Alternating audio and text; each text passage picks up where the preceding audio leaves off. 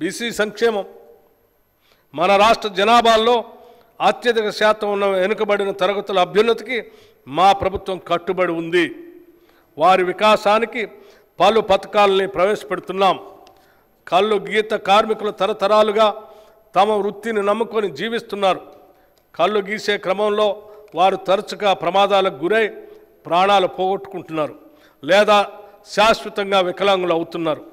అటువంటి పరిస్థితుల్లో వారి కుటుంబం మొత్తం ఆర్థిక ఇబ్బందుల్లోకి నెట్టబడుతున్నారు.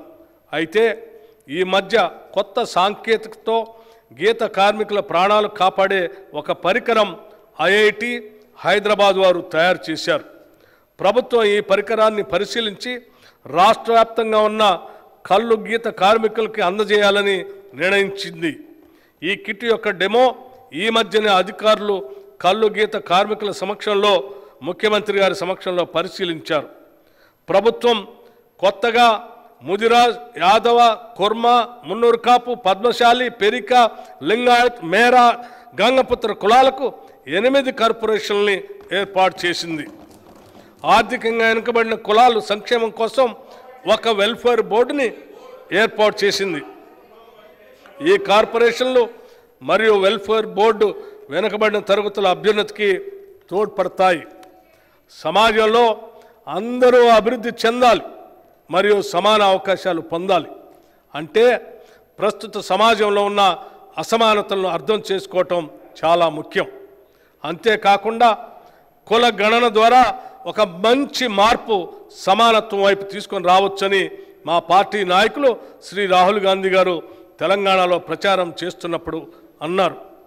ఇటువంటి మార్పు తెలంగాణ నుంచి మొదలు కావాలని వారు ఆశించారు. దానికి అనుగుణంగా కాంగ్రెస్ పార్టీ ఎలక్షన్ మేనిఫెస్టోలో వెనుకబడిన తరగతుల కుల గణన చేపడతామని ప్రకటించింది. వెనుకబడిన తరగతులు, షెడ్యూల్ కులాలు మరియు షెడ్యూల్ తెగల జీవన ప్రమాణాన్ని సామాజిక, ఆర్థిక, విద్య మరియు రాజకీయ రంగాల్లో మెరుగుపరచడానికి అనుగుణంగా అనువైన పథకాల రూపకల్పనకు, నిధులు కేటాయింపులకు ఈ కుల గణన ప్రామాణికం అవుతుంది. మహాత్మా గాంధీ మరియు డాక్టర్ బిఆర్ అంబేద్కర్ కలలు కన్న సామాజిక న్యాయం మరియు సమ్మిళిత వృద్ధి, ఇంక్లూజివ్ గ్రోత్ సాధించేందుకు ఈ కుల గణన దోహదం చేస్తుందని మా నమ్మిక. వెనుకబడిన తరగతుల సంక్షేమ శాఖకు ఈ బడ్జెట్లో 9,200 కోట్ల రూపాయలు ప్రతి